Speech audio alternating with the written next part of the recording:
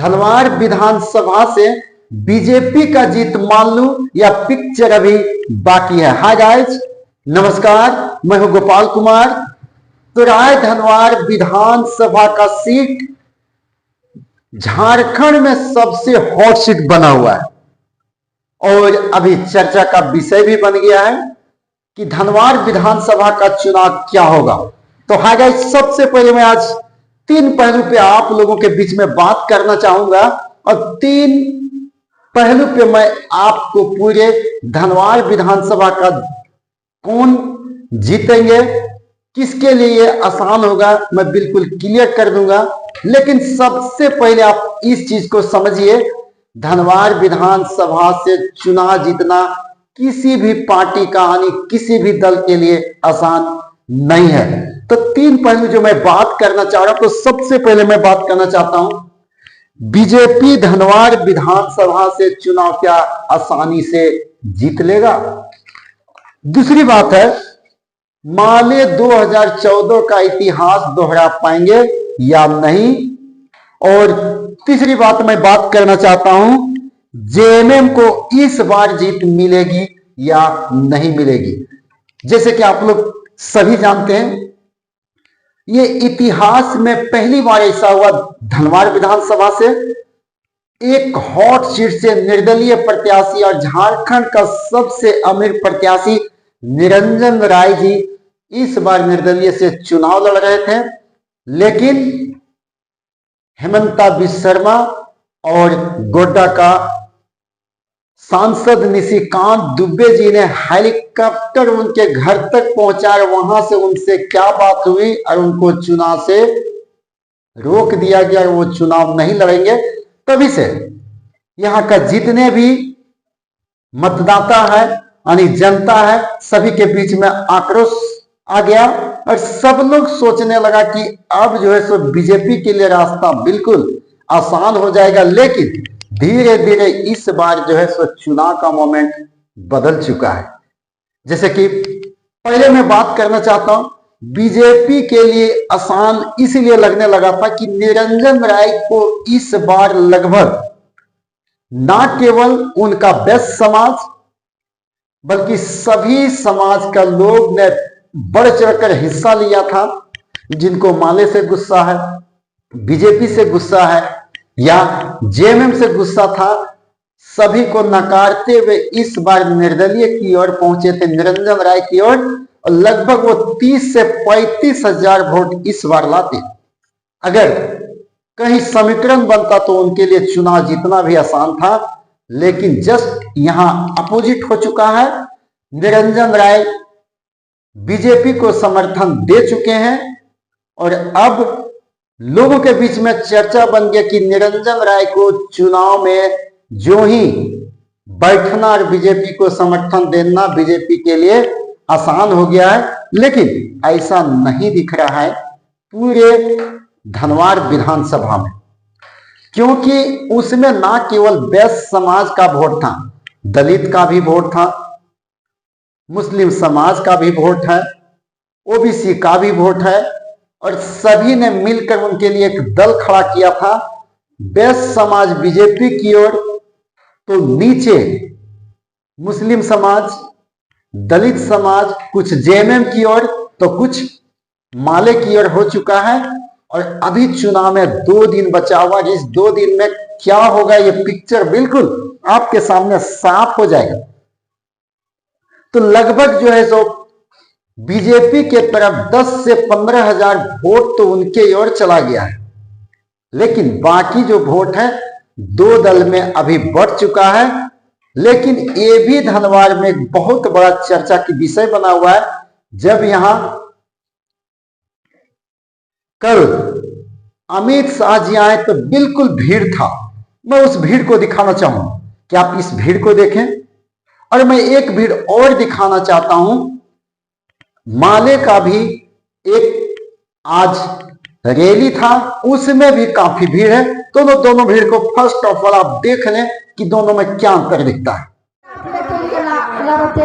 इसलिए हम यहाँ बहुत से उम्मीदवार का बात रखने वाला, इसलिए आप लोग के साथ हम बहुत कम बातें रखेंगे।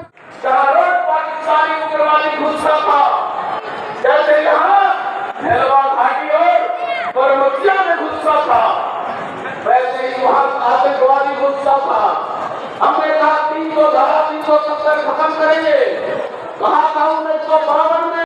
तो आप अभी देख चुके हैं, एक तरफ अमित शाह जी की रैली में हजारों हजार लोगों का भीड़ है और एक तरफ माले की रैली में हजारों हजार का भीड़ है। एक तरफ स्टार प्रचारक अमित शाह जी और एक तरफ यहाँ सिंपल गरीबों का नेता कहलाने वाले दीपंकर भट्टाचार्य जी, वो इस प्रचार में आए हुए, लेकिन दोनों में डिफरेंस क्या है? बिल्कुल सेम दिखता है और पब्लिक के बीच में जो रुझान है अपने आप रास्ता साफ होने लगा है।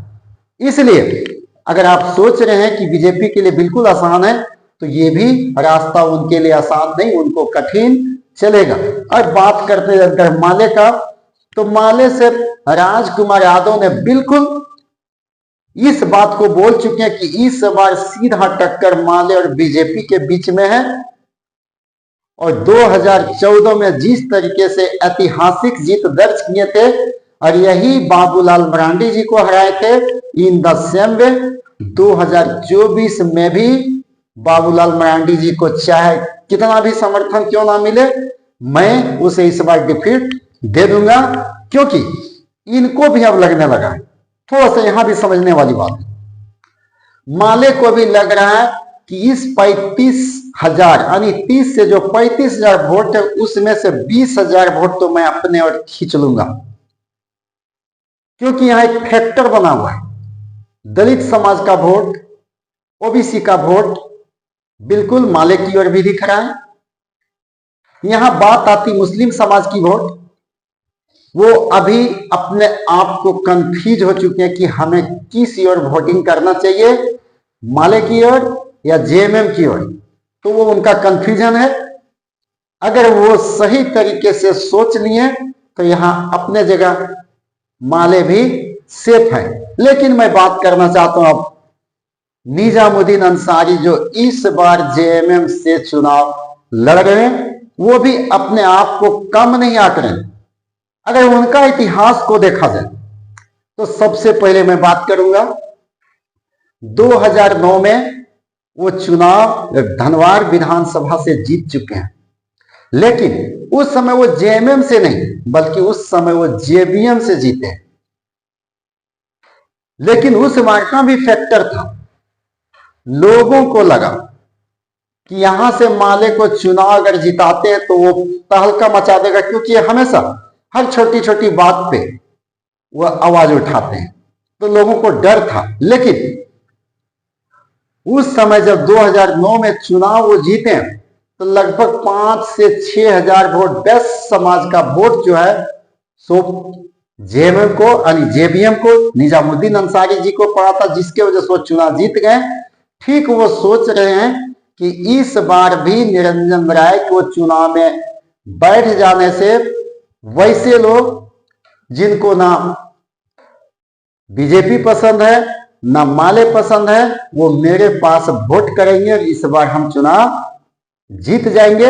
ये फैक्टर लेके लोग चल रहे हैं। लेकिन सबसे पहले मैं क्लियर कर देना चाहता हूं, सबसे पहले अगर बात किया जाए तो बीजेपी यहां लगातार 2005 का चुनाव वो जीते हैं। 9 से जो हार का सामना करना पड़ा है, 9 में वो चुनाव हार गए, 14 में चुनाव हार गए, 19 में चुनाव हार गए। लेकिन तीनों, एक बार माले जीते, 2 बार जेबीएम जीते। इस बार यहां जेबीएम बिल्कुल पत्ता साफ हो चुका है। यहां नई पार्टी की बात होता है, बीजेपी के लिए होता है। इस बार भी अगर चुनाव देखा जाए तो तीनों के लिए आसान नहीं है।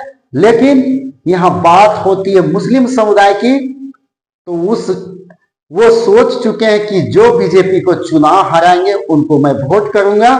तो वैसे में उनके पास एक दिन का समय है और वो सोच ले रहे हैं कि हमें वोट किधर जाना चाहिए। इसलिए मैं कह सकता हूं कि धनवार विधानसभा से किसी भी पार्टी के लिए चुनाव जीतना आसान नहीं है।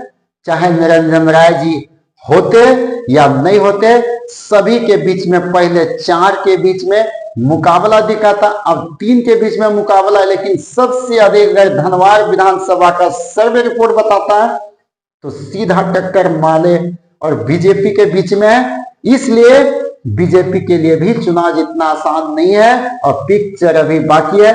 हाँ गाइस, यदि आप मेरे यूट्यूब को देख रहे हैं, आप पल पल न्यूज जानना चाहते हैं तो आप मेरे यूट्यूब को सब्सक्राइब कर ले। मैं अभी हर पॉइंट पे बात करूंगा कि राय धनवार का विधानसभा का चुनाव किधर जा रहा है। Thank you and good bye.